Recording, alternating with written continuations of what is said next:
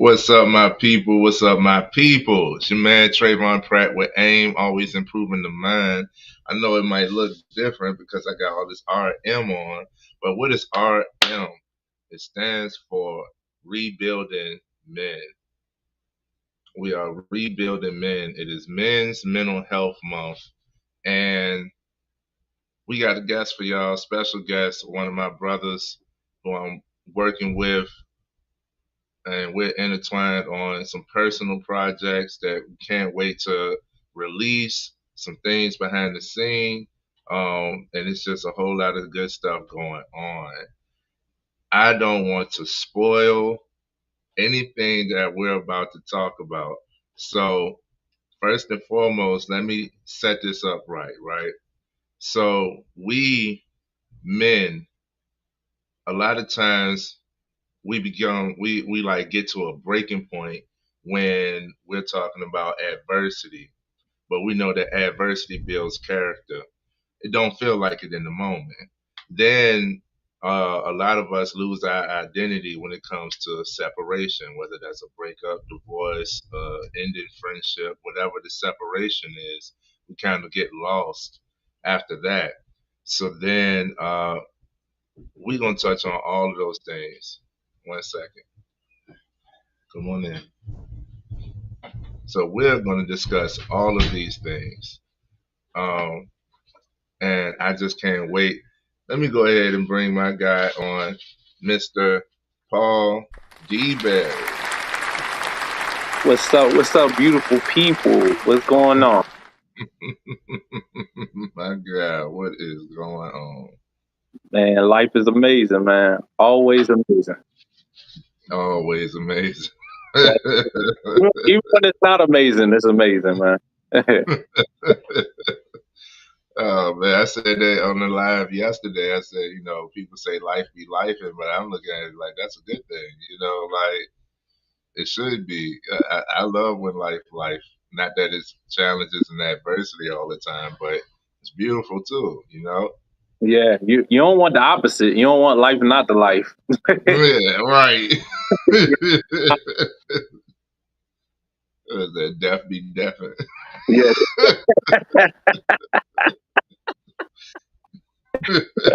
man, that be deafening, man. I swear. Oh man. So, why don't you go ahead and introduce yourself, tell the people a little bit of what you got going on, what you do, and who you are. Yes, man. So my name is Paul DeBerry. I'm the founder and president of Rebuilding Men Corporation.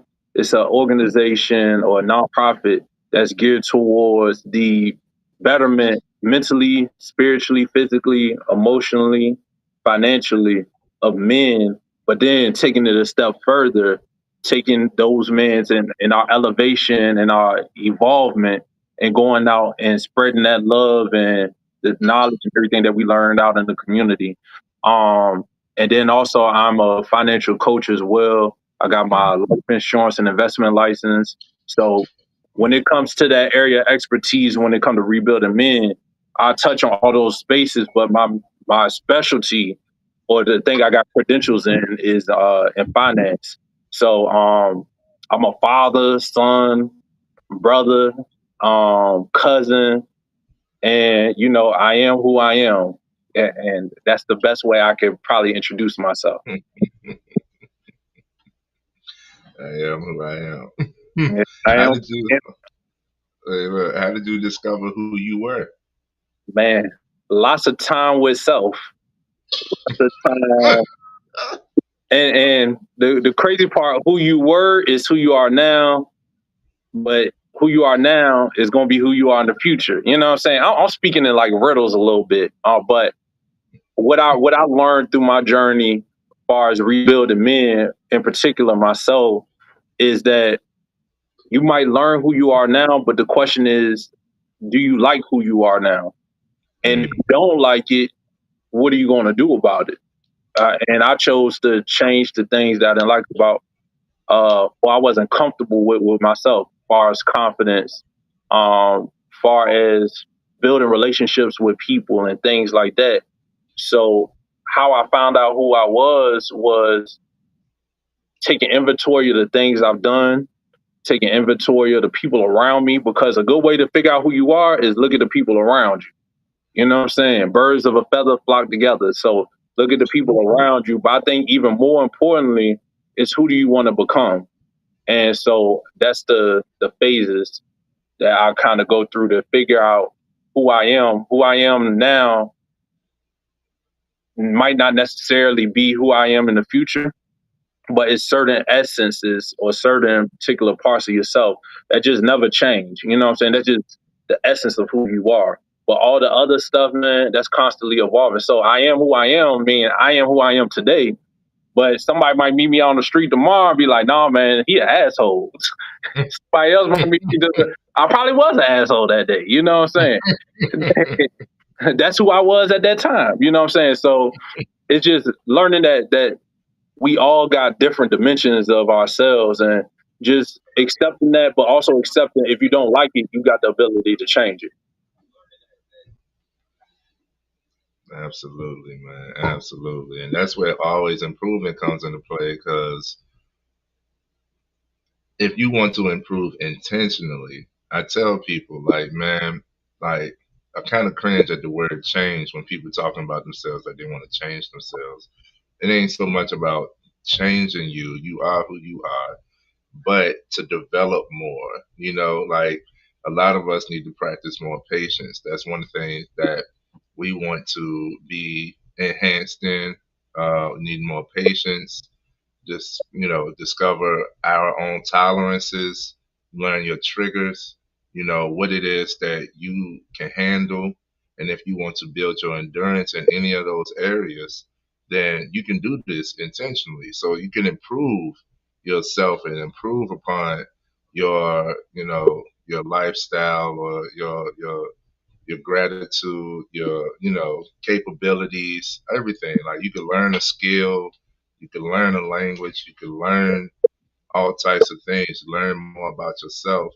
But like you said, at your core, your essence, your very being, you're still the same person. Like, you see me, I'm still Trey. I'm still gonna be laughing and smiling. I'm still gonna tell you something good, try to uplift you if you need that. We're gonna be joking. I'm gonna have a good time. I don't care the scenario. I don't care the place. It's still gonna be me. Like, and I am an asshole too. That's a part of Yeah, I know one of your quotes, but I ain't gonna say it on here though. it. You got to text it to me.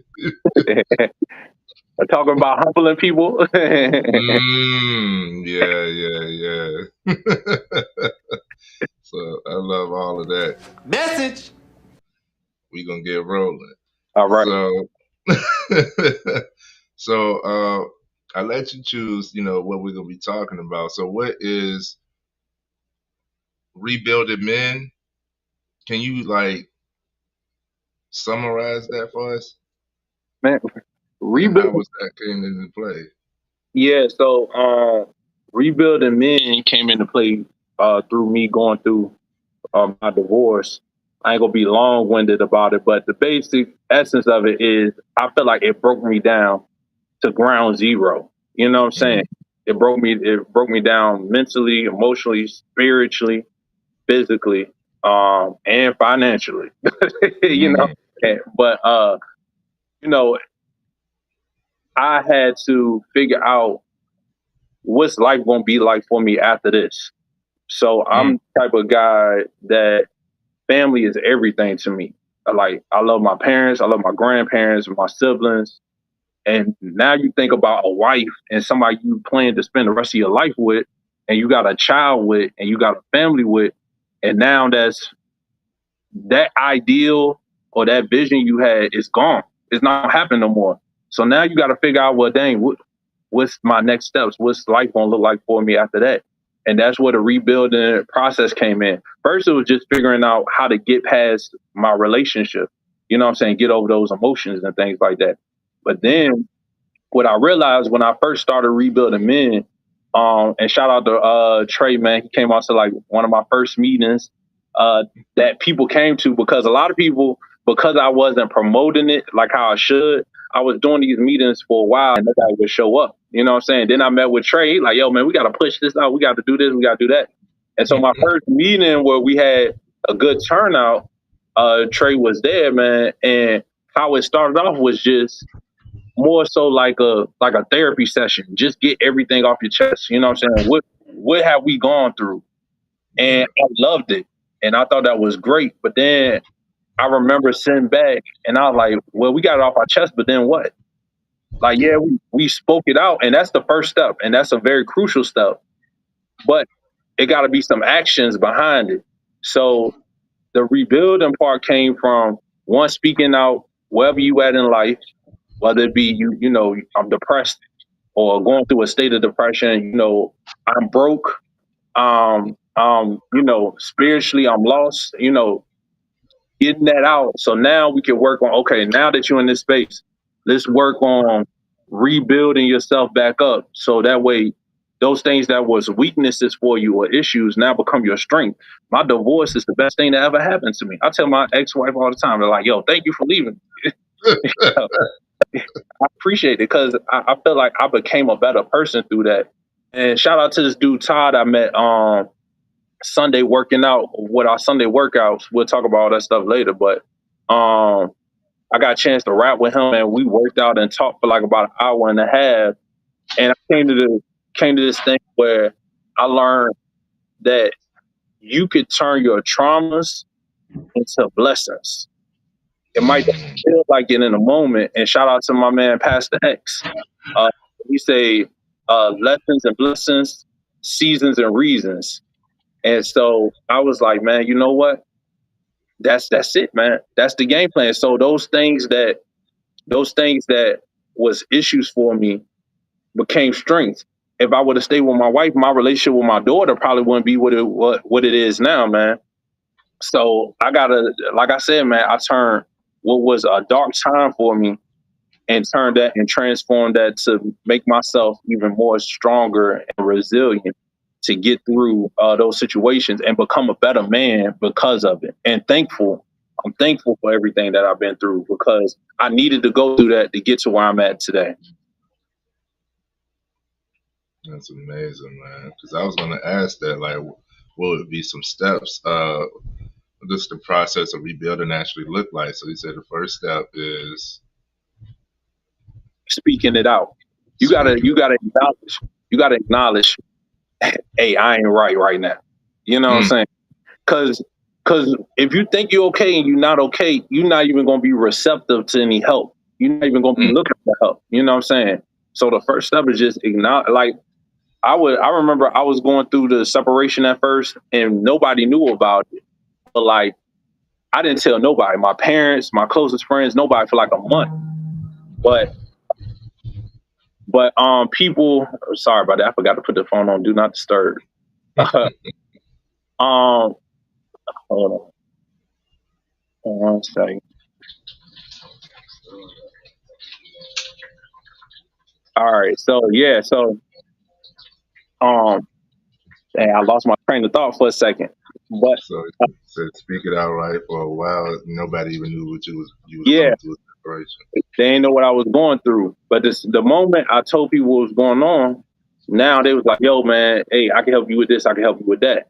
So the first step is for me, and the great thing about the meetings is everybody might got a different process. You could take pieces from it to build your own process. But for me, I had to acknowledge, yo, I'm not right. I'm not good. I'm sad. I'm angry. I'm all of these emotions.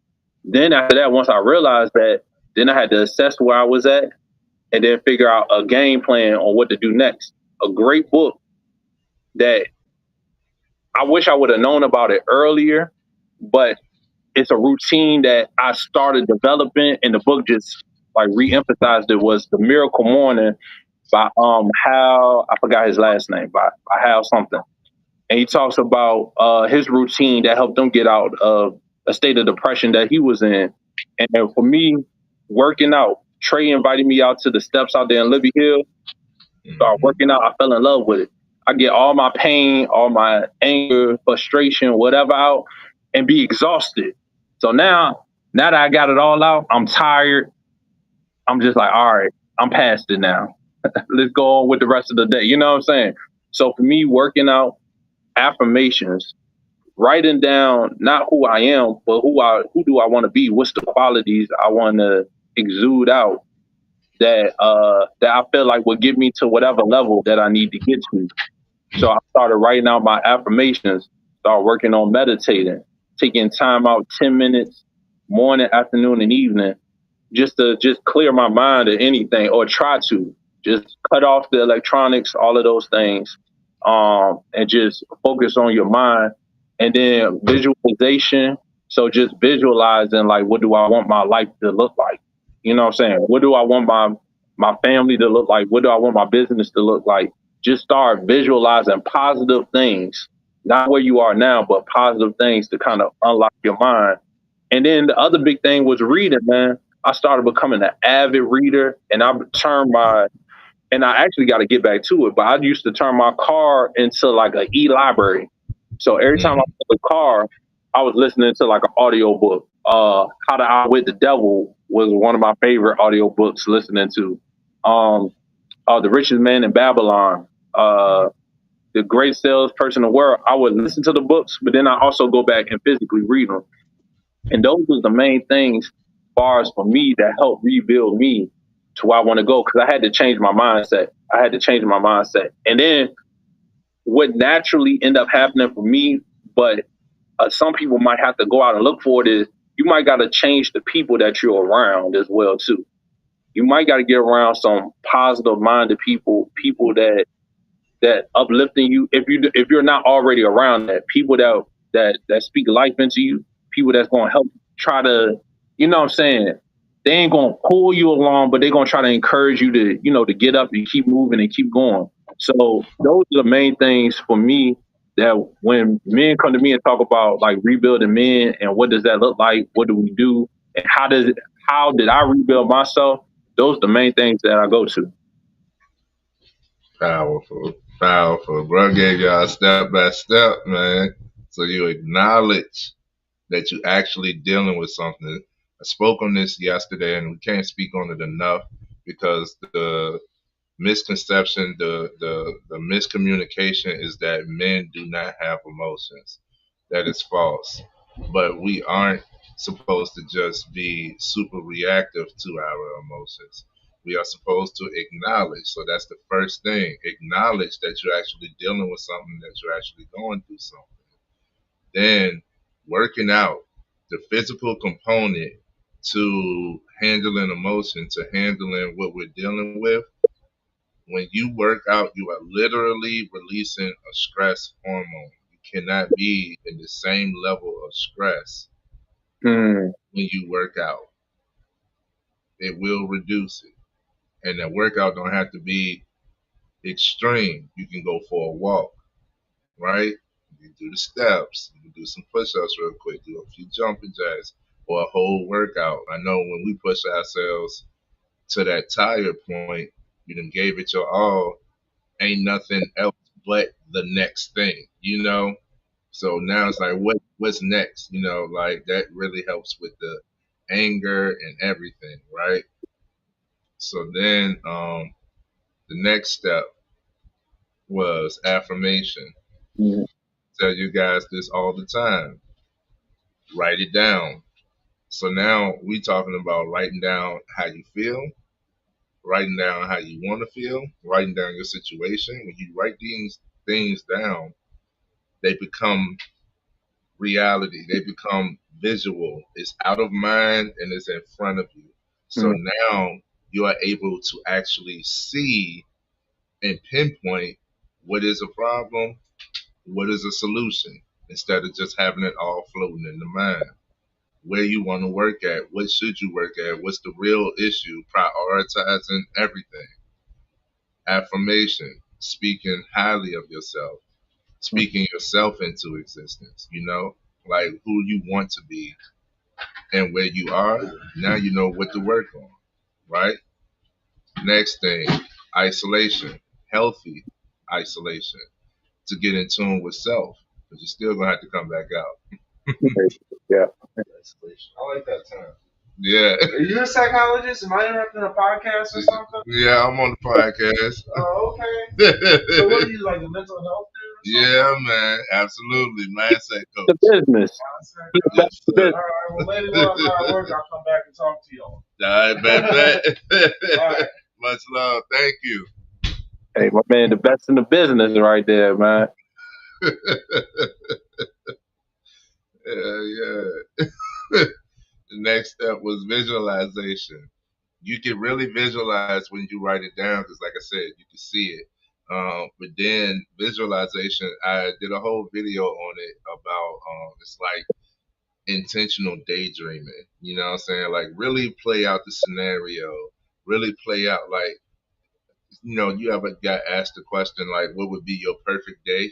Have you ever actually like thought of it? Like when you wake up, first of all, you wake up. Then it's like, where are you? You know what I mean? Like, are you on the beach? Are you like, is it warm? Is it gray and rainy? Because I love a calm, rainy Sunday. You know what I'm saying? That could be a perfect day. I describe it, describe it like what's this, what it smell like, who is there, what it sound like, and what do you do throughout this day? You know what I mean? And then you work towards that. So visualization, reading, reading is a powerful tool. I think a lot of us stayed away from reading because it became mandatory. And mandatory reading, everything that you read doesn't align with you. You know what I mean?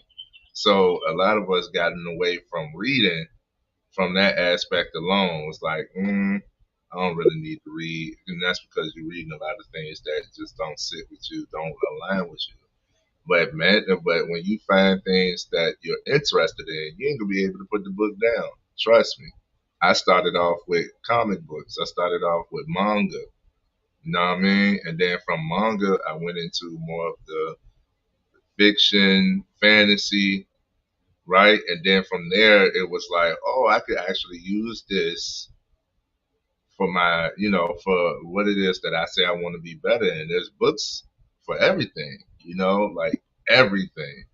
And I was like, yo, one of the first books I read was Goals by Brian Tracy. Yeah. And it laid out the difference of having an actual goal versus just leaving it on the whim. Like you still can get success, but the ones who got definite goals that wrote them down, that's that 3%. Like they usually exceed their previous goals. The goals expand. So visualization, reading, and then changing the environment. Once you start to improve yourself, it's an automatic reaction. You're not going to allow yourself to dwindle backward, not too far anyway, right? So you start to change some of the conversations that you indulge in. You start to look for different people to talk to. If the current people can't meet you at your improved level, because a lot of us we don't accept change. So when somebody, even if it's an improvement, if we see somebody else that improved upon themselves, I still know you as the previous version. So a lot of times just out of that automatic, we try to like keep people like, I know you as such and such, you know what I mean? Versus, oh, you a whole entrepreneur now, versus, oh, you actually, Yeah. done leveled up, like you still you still love Paul, you still love Trey, you know what I mean? Like I got older cousins and stuff. I still whoop your, you know what I mean? Like, no, you won't. I'm bigger than you now. You still whoop you. No, you won't. But that change happens automatically. And why? Because change equals growth. So if you intentionally did something to improve, rebuild yourself, that was a change. So other things have to change to meet it. And that could be people, environments, that could be routines and habits, that could be, successes, what success actually look like, mindset, a whole lot of things can change that would change your entire outcome. So I love that step by step breakdown that you gave. Yes, sir. That was good points right there, man. That kind of tie it all together. This is why you like that. Oh man. How can fathers, because you're a father, and shout out to you too, how can fathers rebuild themselves and still be present for their children during the difficult transitions? Man, that's a great question, man. Because I'm gonna be honest, when I and this just me being vulnerable and everything. When I first went through the separation and everything like that, man, and people that know me, like they know, like my daughter attached to my hip. I love my daughter with all my heart. But it was a period of time I couldn't even look my daughter in the eye. You know what I'm saying? Mm, I failed. I felt like I failed her. You know what I'm saying? mm, And so it was probably like a period of a week or two where I didn't get my daughter, and her mom was calling me like, "Yo, call when you gonna come get her?" And I'm like, "Man, all right, since you called, I'll come and get her." You know what I'm saying? So through that experience, I'm not saying it's right because it's not right, but I understood how some guys end up walking out on their kids through the breakup. mm, The thing is, I feel like you got to find a way to forgive yourself because I think most guys that do stuff like that, it's a guilt with them that they feel like they let their family down and they don't know how to work through that process, man. And so for mm, me, working through that process, one, shout out to my dad. My dad always been in my life. And so regardless of whatever was going on between him and my mom, he worked on it. So even though I might have took a little period away, I was like, man, my dad always been there for me. I can't drop the ball. You know what I'm saying? Like I can't. I'm not. I can't do that. So I would say working through those emotions, man. You got to forgive yourself.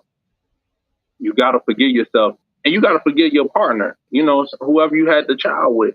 Like the biggest decision a man gonna make is who he marry and who he have a kid with. mm. You know what I'm saying?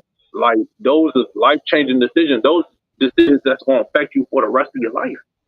And so, regardless of whatever happened, you got to take accountability of I chose this person. Mm.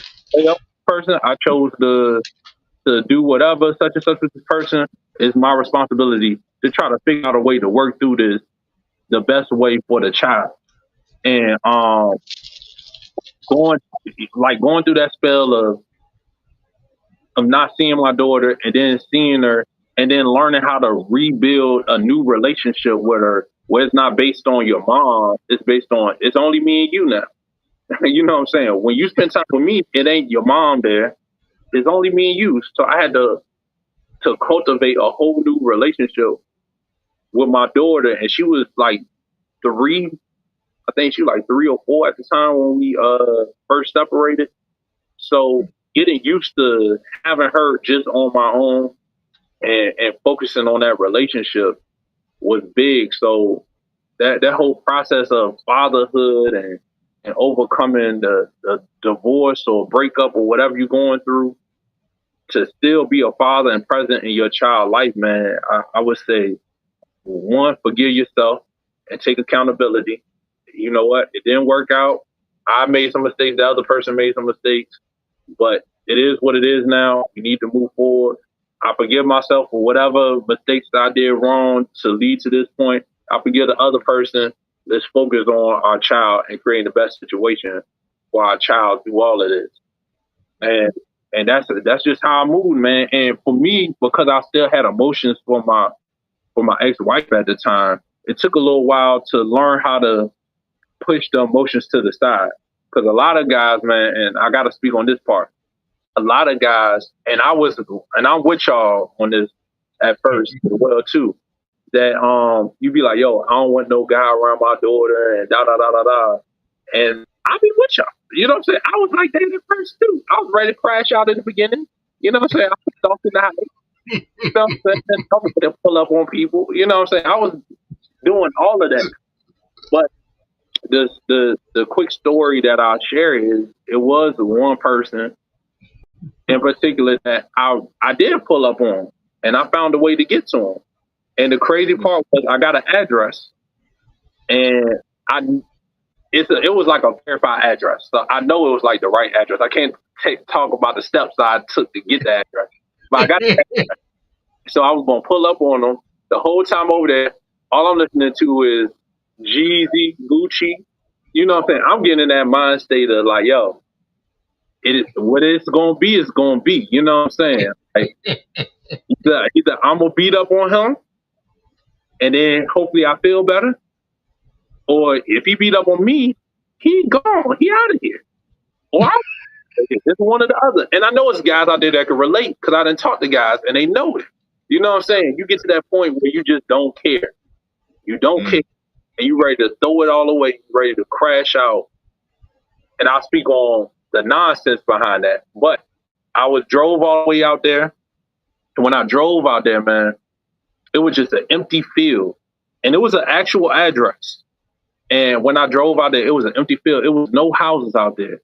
So I took the address out. I put the address back in again. It said you have arrived. And the guy that I met the other day, I was talking about Todd. I told him this story, and I was like, man, I was ready to destroy dude, and I like, but God talked to me and was like, yo, you need to be here. You don't need to throw your life away over something you have no control over. And Todd was like, yo, he took you out there because he said it's already destroyed for you. It's time for you to rebuild now. And I never thought of it that way. Because that's actually when the turning point for me happened, where I was like, you know what? I can't keep living like this. I can't keep worrying about what she's doing. I can't keep, worrying about, of course, worry about who around your child, but you got no control over that. You got no control over that. The only thing you can do is try to build the best relationship possible with your with the partner that you got with your child. Try to build a good relationship where they want to take your advice and want to listen, and then y'all work through that medium. Because you could try to scare, you could try to intimidate, you could try to do all that stuff. But if something happened to you and you get locked up, they're gonna do what they want to do anyway. And that was my whole point. Well, why it was dumb for me to do that. Because if I went out there and I threw my life away and I get locked up or I get in jail or something like that, I die, I kill somebody, something like that, who's gonna be here to protect my daughter? You know what I'm saying? I threw it all away because of an emotion. And I got no control over. I got no control over who my ex date. You know what I'm saying? I got no control over that. All I can tell her is what I like and don't like and try to force my way. At the end of the day, you got no control over. So now, once you realize that, you like, well, what do I got control over? I got control over me and the decisions I make and what I can do and being there for my daughter physically, emotionally, spiritually, in all of those ways. And so I say all of that to say to the fathers out there that's still going through the struggle, man, focus on what you can control because you can't control another person. And unfortunately, you can't control who's around your child when it comes to them if you're in a separate household. So, you know what I'm saying? You can only focus on the things you can control and make sure you put yourself in the best situation where if it is a situation where you don't like what the mom is doing or you don't think she's making the best decision, you could go get custody. Go through the court and try to get custody. You know what I'm saying? Take the smarter route and try to take that route than trying to crash out and throwing your life away possibly or putting yourself in bad predicaments that you could have avoided. So that whole I say all of that spiel because, man, with us as fathers, man, and Men's Mental Health Month, man, we got to focus on what we can control. What can we do? How can we be the best fathers? How can we be the best friends, business people, things like that? Focus on the controllable, which is what you do. So, yeah, man, that's my answer in a nutshell. I love it. I love it. I want to make one point, and then I want to ask another question.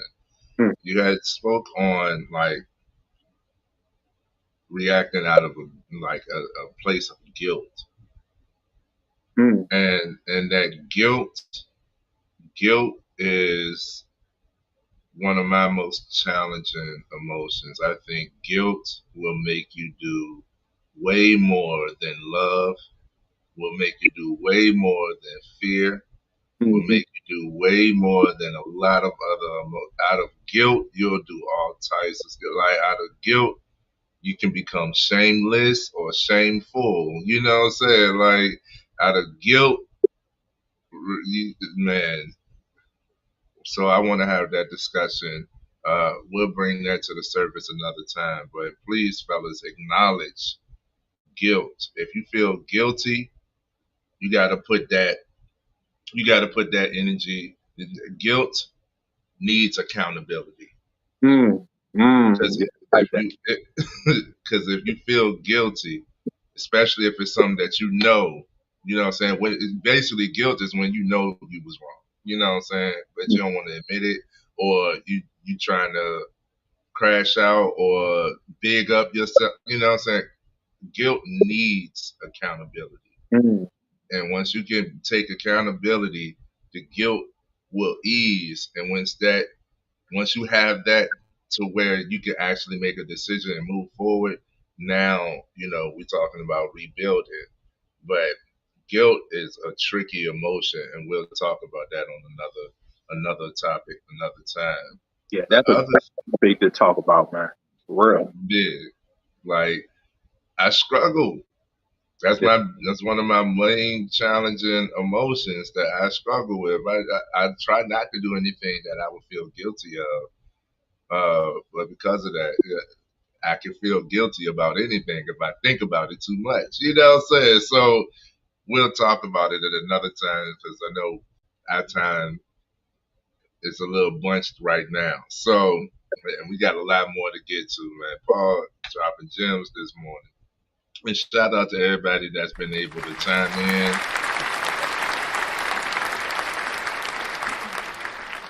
Oh, I love it. The next thing that you spoke on was forgiveness. You got to forgive yourself and you got to forgive your partner. How can men forgive themselves for their mistakes or perceived failures? man, that's the Trey and going with the hardest questions today. Um, for me, I just had to realize I just did what I know. You know what I'm saying? Like everybody at every point and every time is just trying to do the best they can at that very moment. And when you realize that, right or wrong, indifferent, whatever, when you realize that, you can acknowledge for most people. Now, if you was being intentional, that's different. But most people not intentionally trying to break up their families. Most people not trying to intentionally hurt somebody. Right. So if you understand that, that wasn't my intention. That's part for me. That was part of the forgiveness. Because at first I was beating myself up like, no, no, no, this and that and this and that. But I realized a lot of stuff I did was just because that's what I seen growing up. So for people that have a tough time with forgiveness, I would say go to therapy. That's probably the the the solution that can kind of help you guide you through that whole forgiveness process. Um, with that as well, but I would say for me that first step was just realizing, man, I did the best I could at that time with the tools that I had. Now I got more tools, I could do a little bit better. But at that time, man, I didn't know how to love properly. I couldn't even really love myself properly. You know what I'm saying? I couldn't give the love and the affection to my daughter like how I wanted to, but I didn't feel comfortable. I thought as a man, you don't show like emotion, even to my Mm-hmm. daughter. You know what I'm saying? Like I was militant with my daughter, but I'm thankful because you should be tougher with your kids when they're younger, because that's when you start implementing stuff with them. But as time go on, you know what I'm saying? I just learned that it's another. I'm still the militant guy. I'm still the you know sensitivity chip missing guy. I just added. I can plug in the sensitivity chip when I need to now. You know what I'm saying? Like I got that tool in my arsenal. You know what I'm saying? Like I don't mind holding hands, whereas before, what we holding hands for? Like we holding hands out in public for? What we doing that for? You know what I'm saying? Like and but at home I would be holding your hand. So to me, for me, it was two things for me. One, I didn't want people to know I had a weakness. Everybody know like, yo, that's your woman. But the more you kiss up on her and love her and stuff like that, it's wolves out here that's looking and they like, oh, that's what you know what I'm saying? You really into that. That's really your backbone. And I didn't want people to know that weakness. And then also, I didn't want to show that vulnerability as far as with my partner of like opening up where I feel like that could possibly get thrown back in my face. But like I said, when you comfortable with yourself and you know who you are, they can throw it back in your face you all you want to. It don't matter. Like now I done had women tell me, "Oh, you mushy." I'm like, "And so what? You, you staying or you going? Which one you doing?" you know, like that's me. I'm comfortable with that now. You know what I'm saying? So, uh, working through that working through that forgiveness process, it's a constant thing because sometimes it still creep up with me. My daughter, like 10 years old, and she asks me questions like, "Dad, why you and mom ain't work out?" and things like that. And sometimes those feelings come back up, but I just tell my daughter, it might didn't work out, but mommy and daddy did the best they could at that time, and we realize now that for your well-being and ours, it was better to uh, do things how they are now. You know what I'm saying? So it's a process. It's a long process, but it really come down to, man, long as you won't being intentional about stuff, and even if you was being intentional, you gotta forgive yourself because it's the reason you was being intentional about trying to hurt somebody or trying to do something. So when you realize you just tried to do the best you could with what you had at that time, once you get that, understand that process, it's going to be a lot. That process of forgiveness can start happening a little bit smoother. Mm, I love that. So for me, I think all of us guys, I think all people actually struggle with forgiveness. You Mm-hmm. know what I'm saying? To the point where we have a phrase, God forgives, I don't. You know what I mean? What's the point of forgiving? Like if somebody wronged you, why should I forgive them? You know what I'm saying? Especially if it created some type of trauma, some type of turmoil for your life, if it was life altering, you know what I'm saying? Why should I forgive them? Um, Forgiveness is for you. Mm-hmm. Somebody said, not forgiving somebody is like you drinking poison and expecting them to get sick.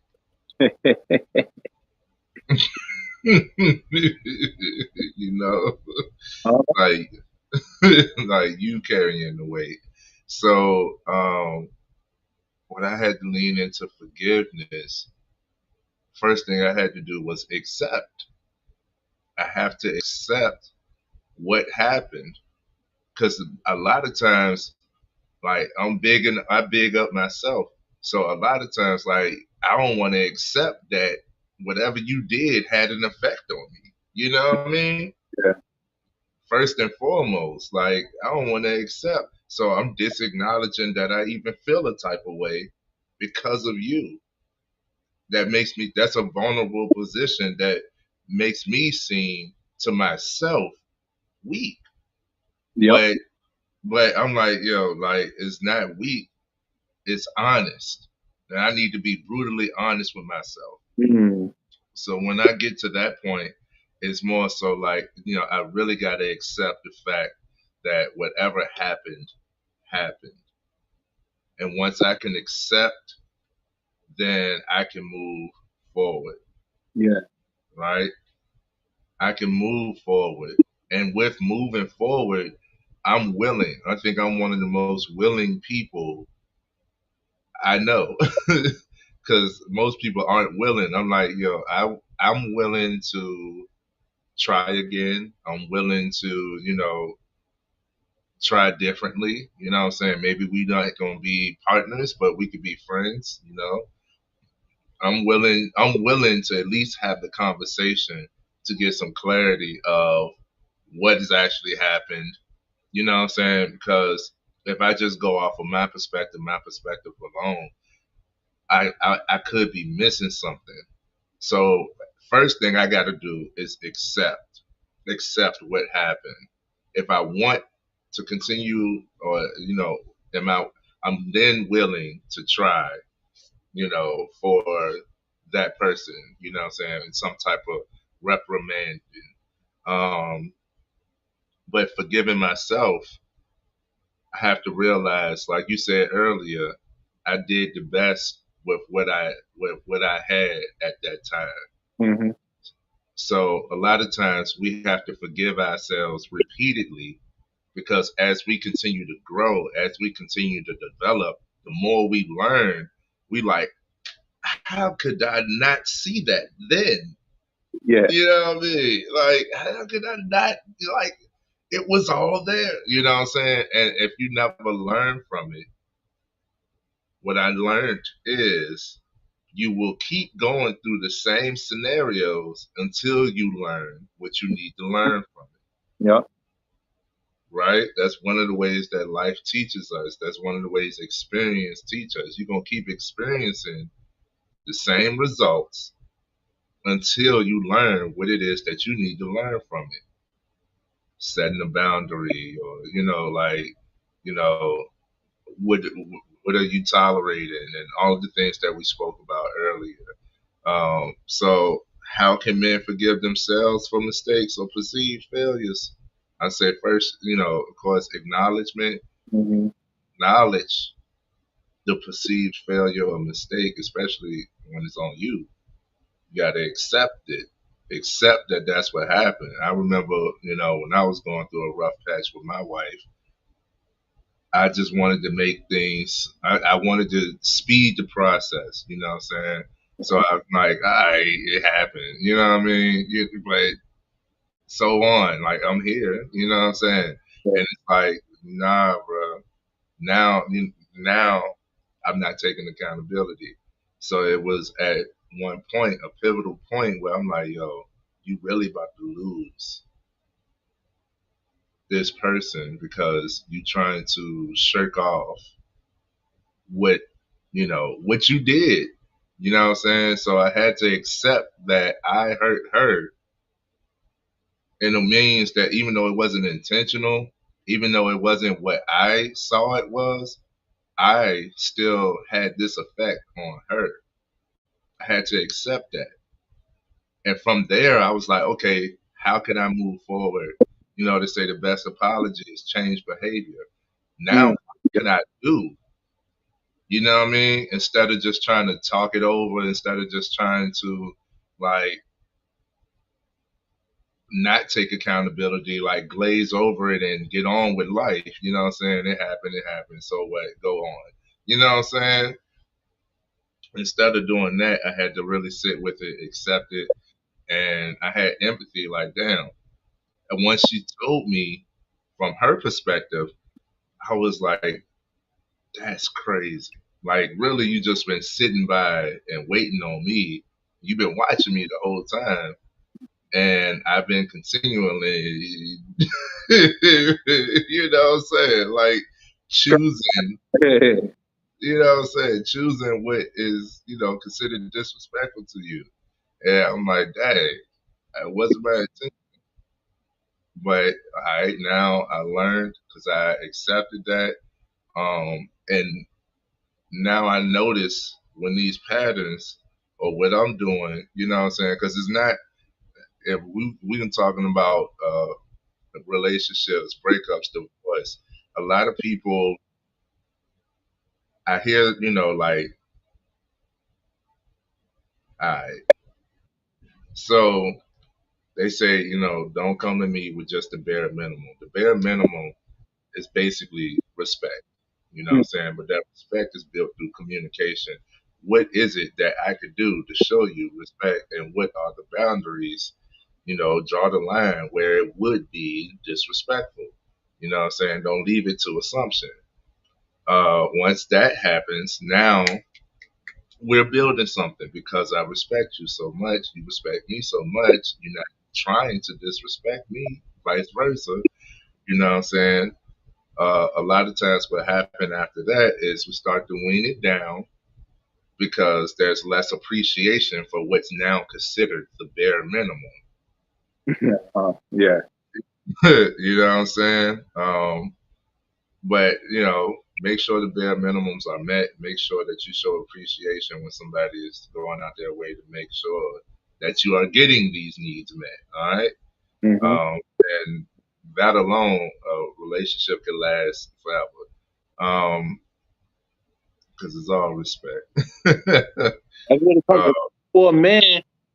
For a lot of men, respect more important than love. You know what Right. I'm saying? So, I just find it hard for me, and I don't want to get too deep because I know we got more stuff to go. Man, because respect is so important, that's why you should always lead with respect. You know what I'm saying?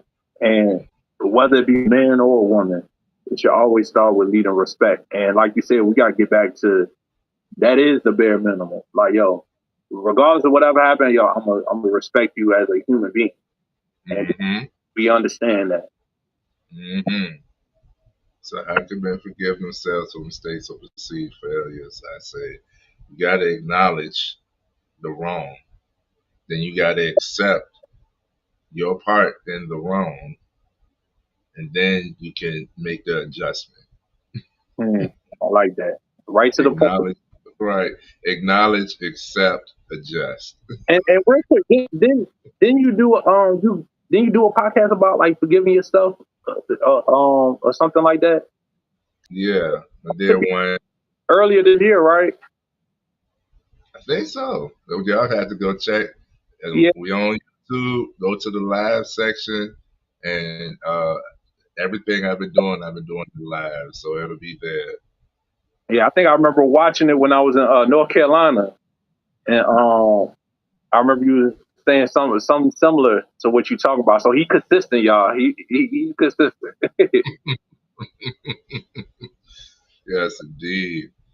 So not only are you a man who had to rebuild himself after adversity, after loss, after divorce, but you're also in the financial realm. You're a financial coach. Y'all go check out the video that we did, Money and Mental Health.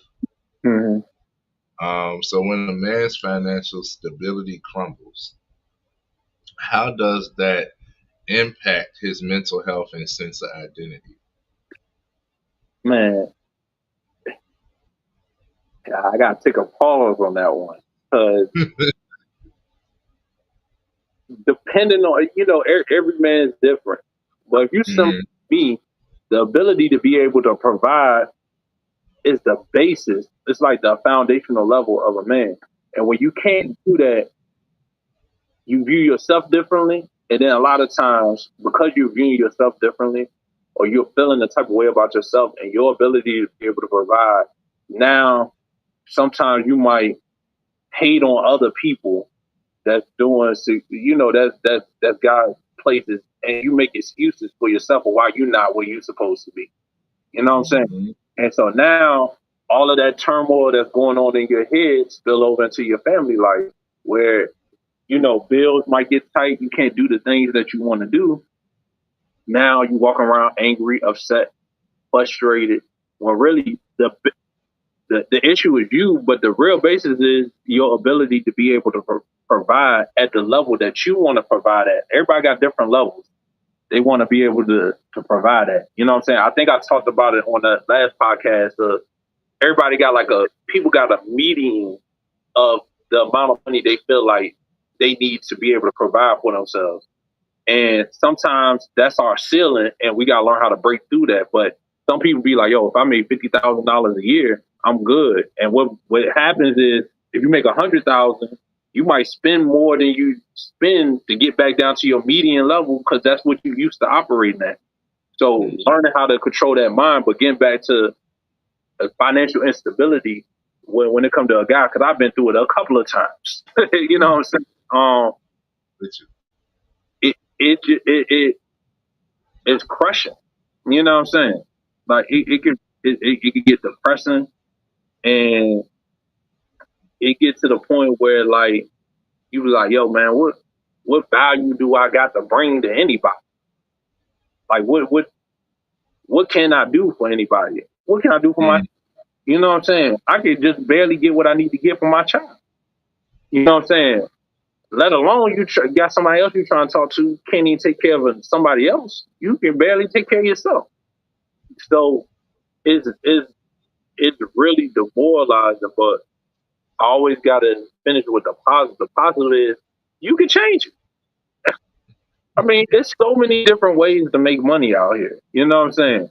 Like, I ain't ashamed to say, like, I Instacart and do stuff like that to make extra money, to invest in to stack up and to do things like that, along with doing the financial planning. Because most people go into sleep about, I don't really have a meeting to like 9 might be the latest. Shoot, from 9 to 12, I can still go out and make money. You know what I'm saying? So, you know what I'm saying? It's things like that. So you might be in a rut. Like, let's say you don't got a car or something like that, they paying people to play video games on their phones and stuff. It ain't a lot, but you might get like $10 a week or something like that. You know what I'm saying? It's so many different ways to go out here, man. It's free stuff out here on Facebook Marketplace.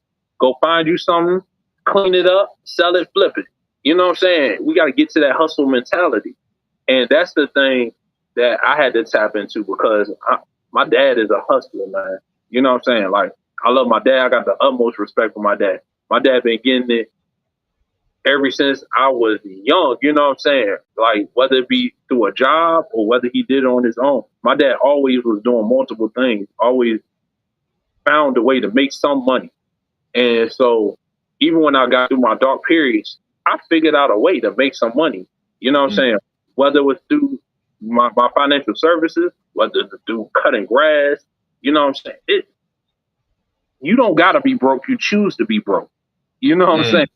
We gotta stop choosing to be broke, and I'm saying that because I was choosing to be in a broken mind state. You know what I'm saying? I didn't feel good about myself, so I didn't want to do nothing. So then I can't make no money because I'm an entrepreneur. I'm out here getting it on my own. Now, other people, you might got a job or something like that. So you go to the job, you go through the ropes, but then you be like, man, I don't feel like doing nothing after work. You know what I'm saying? You got to get the mind is controlling everything, man.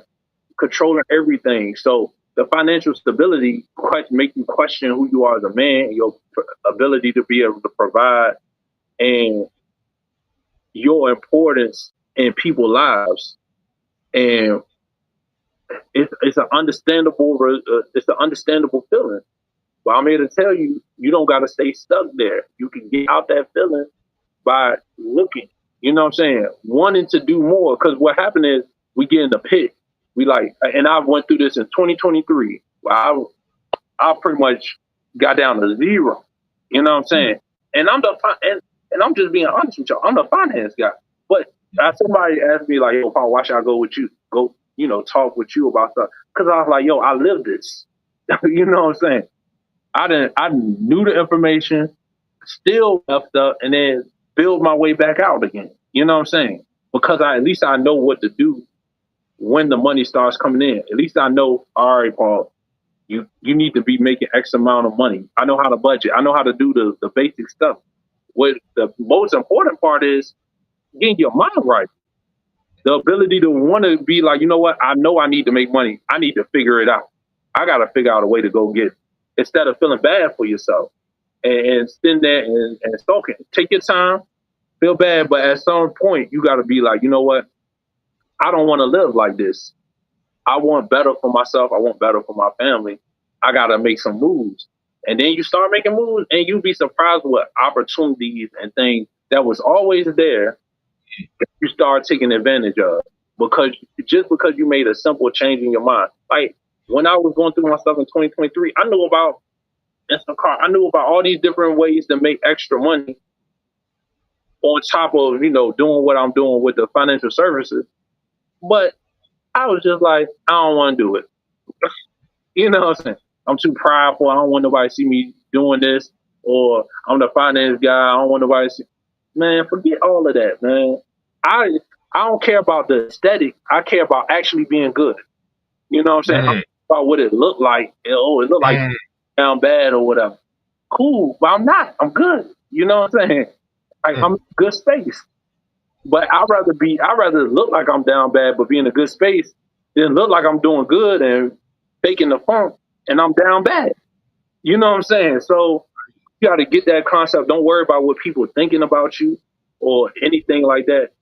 Focus on what you need to do to get to a level that you're comfortable at, and then keep raising that level, keep pushing it forward, keep going further and further. Because I made to a point, it was a couple of years ago, I got to six figures. And then, what was it, 2020? Then 2023, I'm to like zero. You know what I'm saying? How did that happen? Other than mind, other than a mind state. Now, I paid off a lot of debt and stuff like that. But still, you know what I'm saying? Like, it's a mental thing, man. People, even people that, and I'm just being real with y'all. People out here, financial coaches and stuff like that. Yo, they broke too. You know what I'm saying? They going through it too. You know what I'm saying? But the thing is, to be honest, open about it. Maybe they don't say they broke, but they be like, yo, I'm going through the process too. I'm going through the process just like everybody else. What I talk to people about is things I'm looking into, things that I've did my research on, and things that I know about, and that I'm open and willing to share about and go through it with you. And so when it comes to this whole financial thing, man, that's why the importance of it is so vast, is because I see where I'm at now and how I feel, and I remember when I didn't have it, and I'm like, yo, man, you wake up feeling a little bit better when you got some money, at least some savings, you know what I'm saying? At least something set aside, compared to like, man, if something happened, I don't know what I'm gonna do. I don't know what I'm gonna do. So in a nutshell, that when it comes to like the finances and everything like that, man, it's very important to understand that, yeah, you play on your mental when you don't have it, and they also play on your mental when you do have it, and you're not in the right space, because now you feel like you owe people stuff. You know what I'm saying? Because that's where some of my money went. You know what I'm saying? Dishing out for this person, that person, this. You know what I'm saying? Like, because you feel like you got it, but you're not taking the proper steps to maintain it. You're not taking care of yourself first, and that's why I messed up at. I should have been putting money aside for myself, other than in my investments and stuff like that. Then trying to be like, yo, man, I finally got some money. I can look out for people. You know what I'm saying? Wait till you look out for people on your interests. You know what I'm saying? Look on the interest you make. You know what I'm saying? That's your look out for people money. Don't touch the principle. Look out for people on the interest. You know what I'm saying? Things like that. And so, but I just want to emphasize, man, especially to my fellas out here, like, if you're going through a financial struggle, yo, we understand you're not the only person going through it, and it's okay. But you gotta start figuring out, like, yo, what's my next steps, man? If you got a phone, you can find a way. You know what I'm saying? Like, I done flipped stuff on Facebook, you know what I'm saying?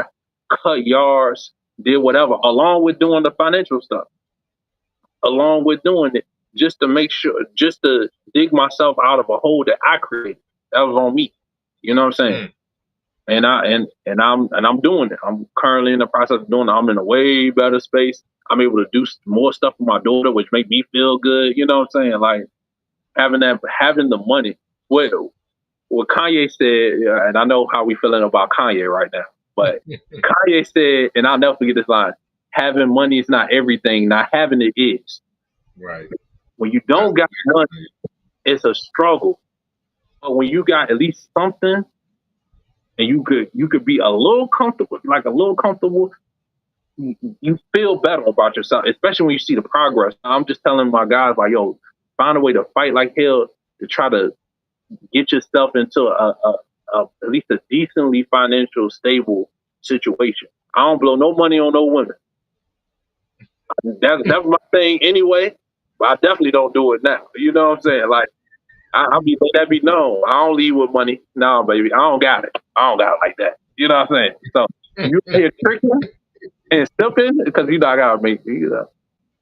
I ain't gonna say something. I don't like how that word be used nowadays. But tricking, Right. here tricking. Hey, unless you got it, you might need to stop and save that bread for yourself, man. Because you could trick at any time. Trick off your interest. Everything, anything you want to do off your interest. That's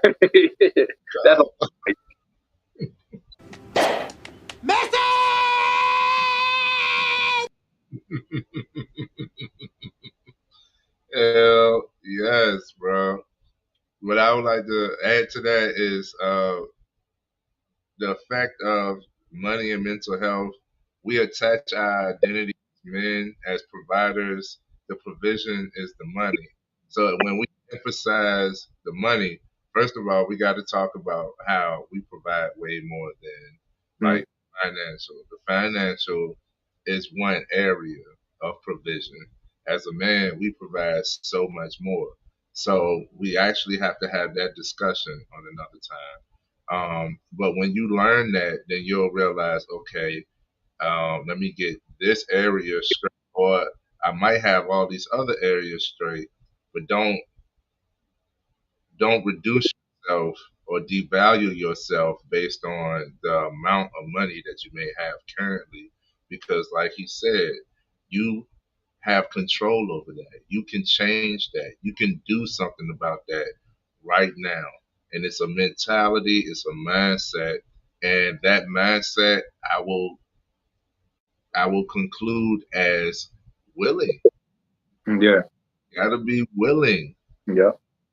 Each one of us, me and Paul, we talk about it because I done did DoorDash. You know what I'm saying? I got a business. I had two jobs at the time. I was doing real estate and I still was doing DoorDash. You know what I'm saying? Like, that's five screams. You know what I mean? Like, me, I had to get rid of like the image of, because I had the magnet on my car and everything for my real estate. So everywhere, so while I'm doing deliveries, I'm also promoting. So somebody see me like, you mean to tell me you bringing me my food, but you also could buy my house? Yes. Would you like to talk? You know what I mean? Like when I when I got rid of the image, we want to have this image of success, right?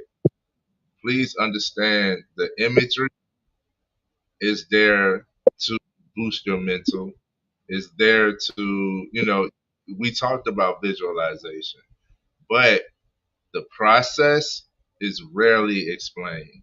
It's rare that these super successful people could actually explain like what was happening, what were they going through, what they looked like. A lot of times it's as dark as before the dawn. A lot of times they was in tragic moments. You know what I'm saying? And I ain't talking about, oh, I got a small loan of $4 million. I ain't talking about that. I'm talking about like I I lost it all and had to regain myself and put myself back in this position. And I've exceeded because you had to learn something in order to appreciate it. So uh, when, the first things first is don't solely attach your identity as a man, as a provider, on money. Mm-hmm. Money comes and goes. You're gonna make a lot, you're gonna lose a lot, right? I know when I'm up and like things are coming, things are happening, that's when family wants the most attention. But I love family. You know what I'm saying? So yeah, I'm gonna do this so that what I'm saying. When I ain't gonna lie, the year I made the most money, I had the year I had made the most money is when we had the most trips. And I was like, I don't even feel like vacationing no more. Like, but we keep on going on trips. That's because I value the family and the time. The purpose of me making all of this money was to be able to spend more time with y'all without having to worry about what we doing, can we do it, where we going, you know what I'm saying, without all of the worry behind the financial. But if I'm in the groove, like, well, don't stop me right now. You know what I'm saying? But if I attach my value as a man to the dollar amount, I would never be as valuable as I think I should be. Mm-hmm. I would never perceive myself as the type of valuable that I actually am if I just solely stuck to, it would not work. So that's the first thing I would say is like, listen, don't attach your identity to that. Understand that this is a skill in an area of life that can be worked on. It can be improved. And once you are willing and you actually do something, once you are willing, that's when you'll start to see more opportunities. Like you said, like all these things are at your hands. You don't Mm-hmm. seem like, oh, I'm one of them. You know what I'm saying? You categorizing yourself and all of these things. It's like, no, because once you see the opportunities and you try something, whatever you try, you get a result. What it does is it boosts your capabilities. Now that your capability is up, your confidence is up. So you're not at that point where you think you're financially unstable, even if your finances haven't grown just yet, because you know that you are working on Mm-hmm. it. And that, man, I'm telling you, that is a mental shift that I will ride until the wheels fall off. You know what I mean? Like, to know that I'm capable, to know that I'm actually doing something. When I feel the worst is when I'm like, I ain't did nothing. You know what I'm saying? Mm-hmm. Quick example, with my business. Shine, shout out Shine. Shout You out. here? Uh, um, there was you get your ebbs and flows. There was a dry spell for like a few months where I wasn't making much of a sale at all. And I was like, it's not working. Why is it not working? When I went back and looked at it, I said, well, have I actually tried to sell it? No, I was just creating a lot of content and it was emphasizing on the marketing. But as far as the sale, I hadn't actually tried to sell it. So once I switched that mindset, I was like, okay, let me focus on the sales now instead of the marketing. I've actually made more sales than what, like I haven't put much content out, but I'm getting more sales. It's a mm-hmm. mental shift. You know what I'm saying? It's a mental shift. And I'm like, man, once you prove your capabilities to yourself, you build your confidence. There's reassuredness in yourself. So the money will flow. Money is energy. So energy flows where the attention goes. If you are in a realm of thinking that you aren't capable, that you aren't doing, you aren't, the energy is going to flow into that. You have to change your mind, change your perspective into what you are, what you could, and what are you doing? What are you going to do? And the energy will flow into that. Money follows wherever the energy is at. Yeah, It's energy, bro. yeah, right. Yeah, you absolutely right about that. And then it was you had spoke about don't put value on yourself with money or whatever. Like, Mm, yeah, people, we are invaluable. There's no amount of money. You know what I'm mm, saying? Like somebody was like, "Yo," I remember I saw a YouTube video or something, and the guy was like, "Yo, if I told you I give you $10 million tomorrow, would you take it?" He was like, "Yeah, absolutely." He was like, "What if I told you the day after you gonna die? Would you still take it?" And he was like, "Nah, man. Like he- that show you invaluable. You know what I'm saying? Like the conversations people had with me, conversations I done had with people. that change lives, you can't put a dollar price on that. You know what I'm saying? So what Trey talking about is true. Now we gotta live, we gotta make a living. You know what I'm saying? And we want to live comfortably, and we want to get everything that God got for us. You know what I'm saying? So that's where the money comes in at. But realize, like Trey said, like, yo, money is not your God. You know what I'm saying? Like, it's just a tool to be able to do the things that you want to do and to fulfill whatever purpose that you got. And that's why I come in at, I try to let people know, like, yo, man, like, it's okay, whatever situation you in, okay, yo. You know what I'm saying? We still got life. Every day you wake up, you still got time. We can figure it out. We just got to, what we talked about earlier, put it down on paper, budgeting, things like that. You know what I'm saying? Seeing how bad is it really, so we can start tackling it one piece at a time. Things like that. But you're invaluable, man. Like it's no money, and I'm the life insurance guy. It's no amount of money that's worth your life, but spend it quick in the life insurance. If something do happen, you want to make sure your family taken care of, in a comfortable way for everybody. So, but you can't put a price tag on none of our lives, man. So that was a good point right there, Trey. Straight like that, man. So I know we're tight on time, so I got basically two more questions. Yeah, man. Okay. If I can. Yeah. I think we could get them in. All right, bet. So, what would you say to the man watching this who feels broken and doesn't believe he can come back from it all? The divorce, the setbacks, the adversity, the financial instability. What would you say to the man watching this who feels broken and doesn't believe he can come back from it all? Man, first thing I would tell you is, yo, I love you, bro. You know what I'm saying? Like, I love you. And I say that because you need love at that time. You know what I'm saying? Like, going through that, it helped. It helped in so many ways because it showed me I was able to feel the love when I finally did open up and share what was going on. You know what I'm saying? And the love from my parents, you know what I'm saying? Like opening up their doors back to me. I feel like I got a way better relationship now with my parents and my family through this whole situation. But the first thing is that, man, I love you. You know what I'm saying? And you're loved out here, and that God love you. You know that uh, life. Trey already know what I'm about to say. Life doesn't happen to us; it happens for us, man.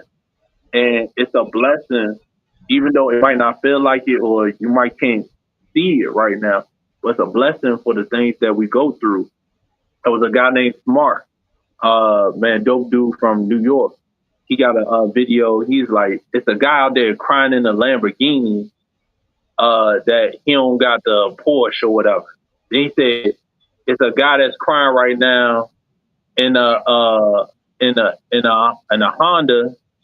that because he want the Porsche. Then he said it's a guy that's on the bike that's crying because he want the Honda. Then there's a guy on the bus crying because he want the that's on the Honda. Then there's a guy on the bike crying about I forgot the whole train, but basically he go down from the bike to the bus, then from the bike to the Honda to the thing. But then there was a guy who was legless and crying because he wanted to be able to ride a bike. Then he said it's a paraplegic that's crying because he just want to be able to move around. Then he said it's a guy burning in hell crying, wishing he was a paraplegic just so he could go and praise God. You know what I'm saying? Now, whatever your belief is and your thoughts are, you know what I'm saying? That's on you. But the gist I got from it is like you got to learn how to be comfortable and be appreciative and grateful for whatever you got. And you can't pick and choose. You gotta be grateful for the good and the bad. Because without the bad, there be no good. Without the good, would be no bad. You know what I'm saying? You got to learn how to be grateful for it all. And that's something that I'm learning to walk in. So the first thing I say is like, yo, I love you. God love you.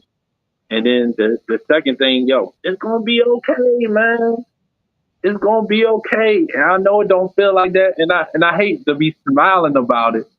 But I be thinking about where I was and how I was broken and all that stuff you said, and feeling hopeless and all that stuff. And it's like, yo, with all due respect, there's other women out here. You know,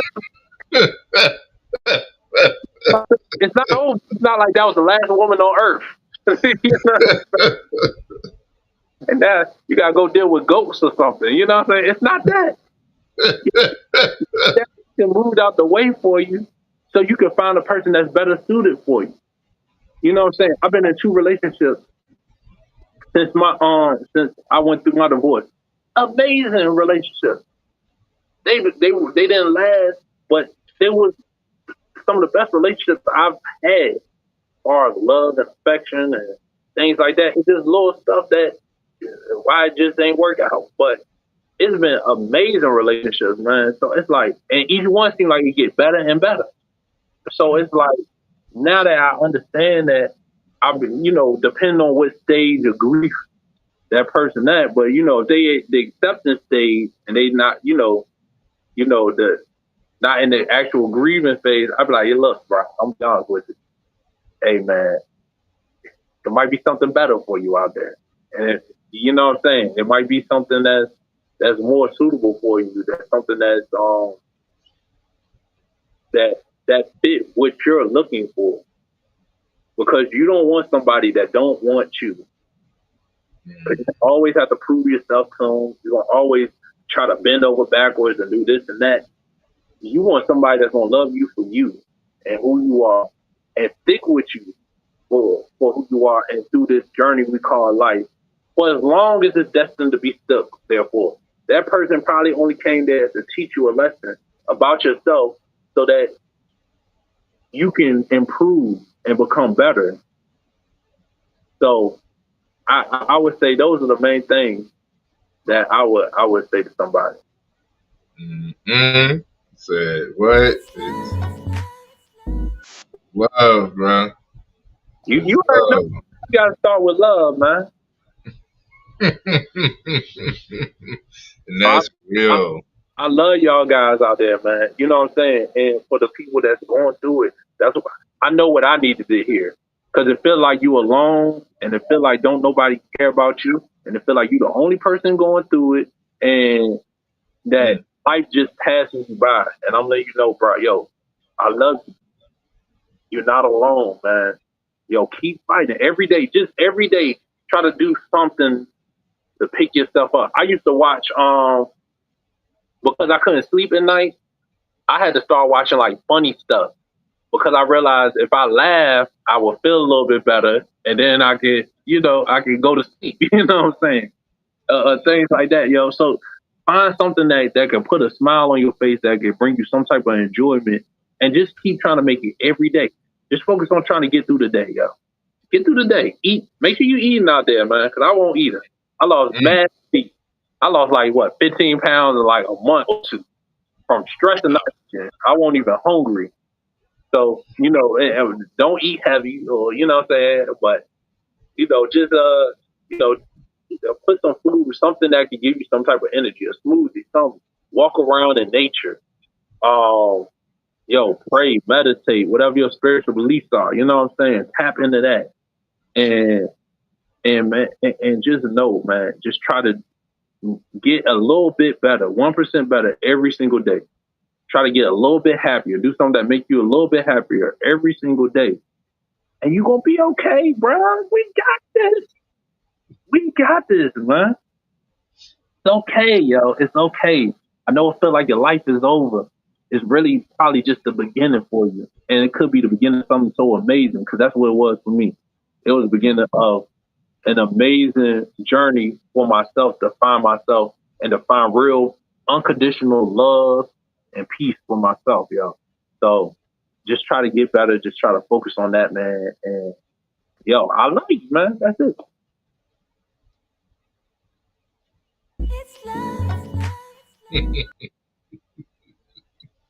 It's love, bro. It is love, bro. Love it.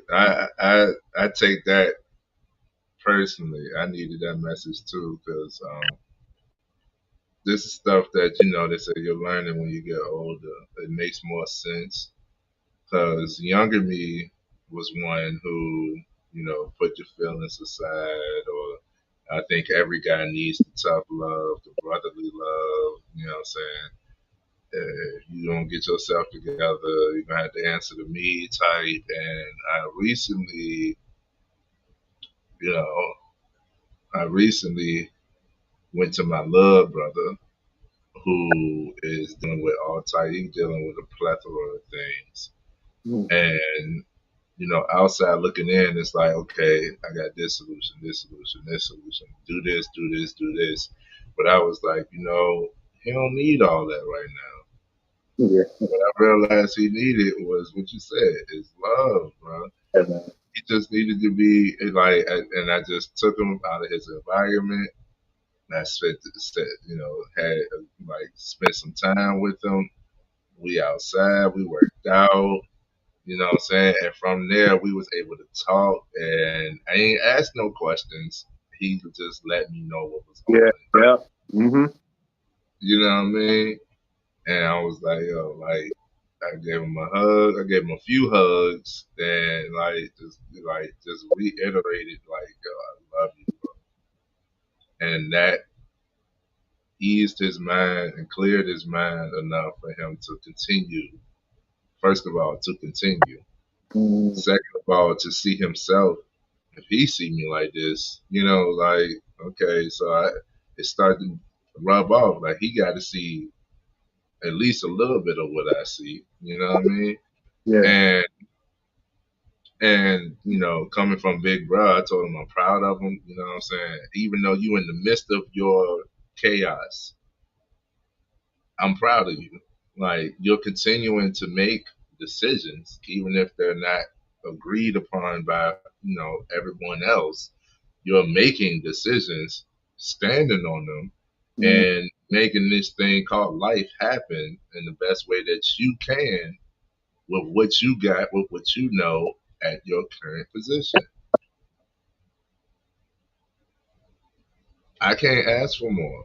I yep. would love to just take the situations off of you, but what we said in the beginning, adversity builds character.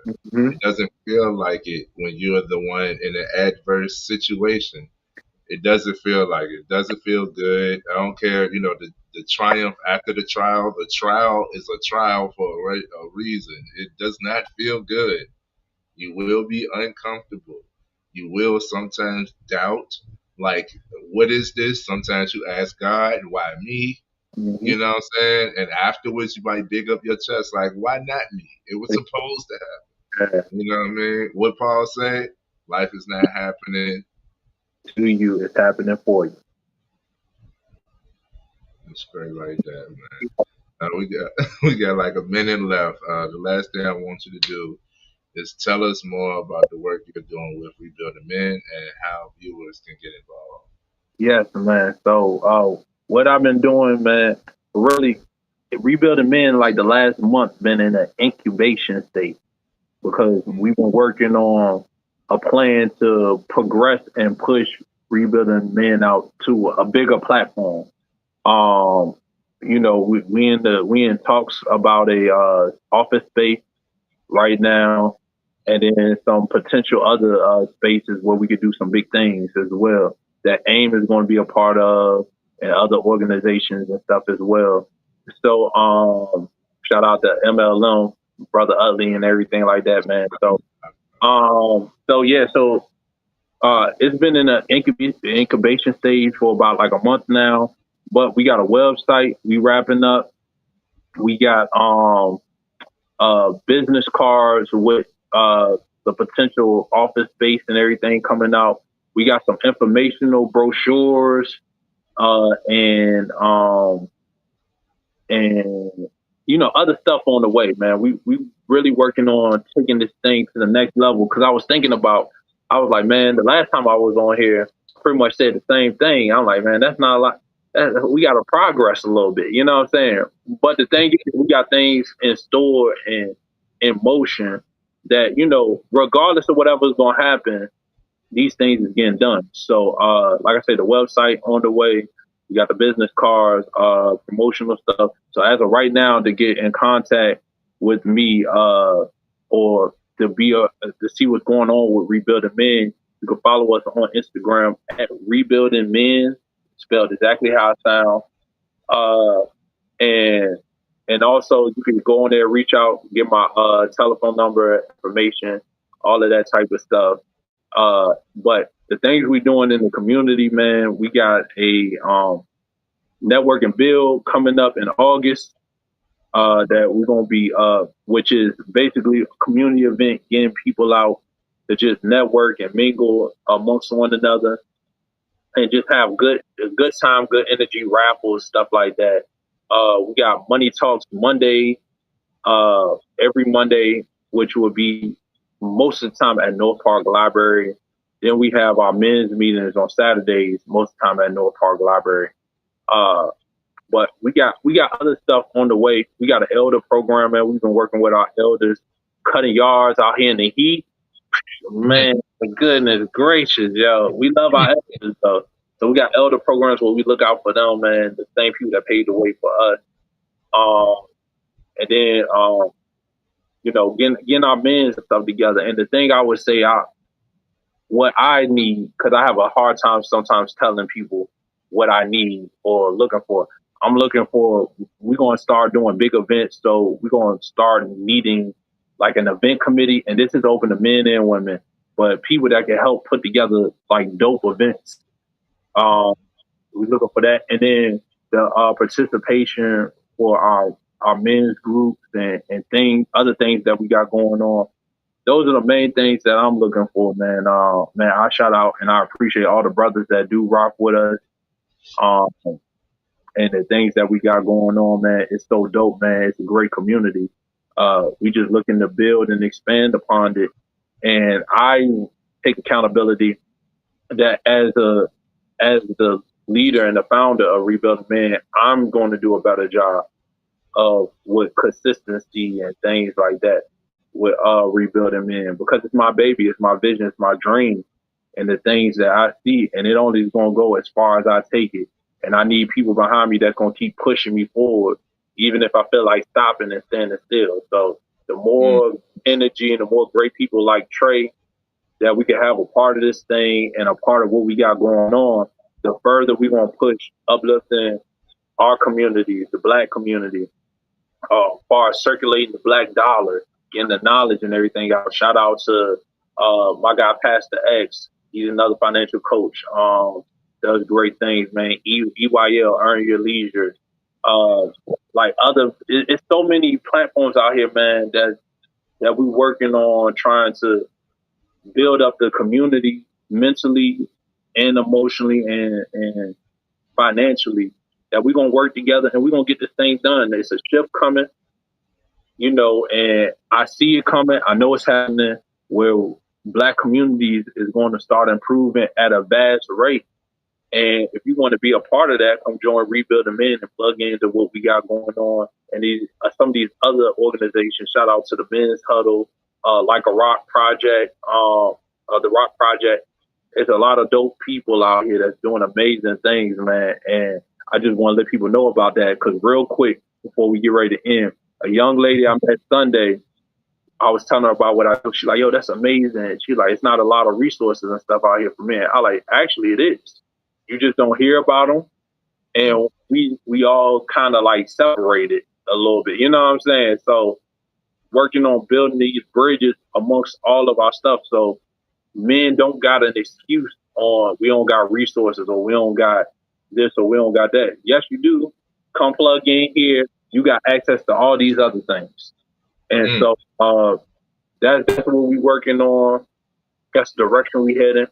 I'm so thankful for the good and the bad that's happened over my life and through business and everything, because it got me to where I'm at, and I'm excited about where we're going. Straight like that, man. Thank you, Mr. Paul Yes, sir. DeBerry. I appreciate y'all, man. The founder of Rebuilding Men. You got things to do, my man. I appreciate you for your time. You know what I'm saying? This is the Men's Mental Health Month. I think we just dropped absolute gems when it comes to, all of these things, man. I can't thank you enough. And I'll be talking to you, bro. Man, I appreciate it, man. And y'all make sure y'all plugging in with this guy, man. The things he got going on, what he giving to y'all on a weekly basis consistently over and over again. Like I say, I remember we was talking about forgiveness. I remember you was talking about that months ago. He been giving y'all the jewels, man. So y'all make sure y'all tap in. And I appreciate everybody out there. And once again, like Trey said, if it is somebody out there that's really going through the struggle, men or women, yo, I love you. There's hope out there for you, man. And just keep going forward. Try to do something that help you feel better and take it one day at a time. Just take it one day at a time. And right before we leave, how can people donate to the cause? How can people donate to Rebuilding Men? Shout out to you for that. Yeah. So the easiest way is, man, we got a cash app, Money Sign Rebuilding Men. That's the easiest way. We got some events and everything coming up soon. Like I said, I just at the end of this live, we can put my telephone number down. But for those listening, man, you can hit my direct line up, man, 804-386-3747. I don't want a bunch of spam call now, all right? But you could see, even if it's not money, it might be time, it might be things for some of my events, for raffles. It's a bunch of different ways that you could donate, man. So if you got something and you want to donate, I definitely need to talk to you, because that means you interested in what we're doing, and we'll find a way for you to participate in it somehow. There we go. Y'all clap it up again for my man, Paul DeBerry. You know what I mean? Thank you for being here, bro. I love you. Man, Thank you for sharing that love. And listen, bro, y'all be ready. Y'all be ready, man. yeah. You see how I segue that in a little bit, Trey? Take your time, bro. I'll be talking to you. All right, bro. I'll catch up with you, man. Yo, powerful as always, man. That was my guy, Paul DeBerry, founder of Rebuilding Men. As you can see, many ways that you can donate. The direct way is through the Cash App, the $ Rebuilding Men, spelled the way it's spelled. You can also buy merch. We're just looking for participation, so volunteers to come do some of this community work, volunteers to help run some of these events, so it'd be smooth sailing. Anything that you think that you can contribute. We do stuff. The last with the network and build event that we did kickball, which was awesome. I ain't played kickball in years, and it actually turned out to be adults versus kids. Kids whooped ass, but it was fun. We had a ball. You know what I mean? So I know one person donated recently softball equipment that they weren't using that was passed down in their family. So, possibly we could start doing, for the kids that come out, we could do softball, kickball, dodgeball, basketball. You know what I'm saying? So if there's anything in alignment with any of that type of stuff, you want to donate water, you want to donate Gatorade, you want to donate headbands, sweatbands, or something like that.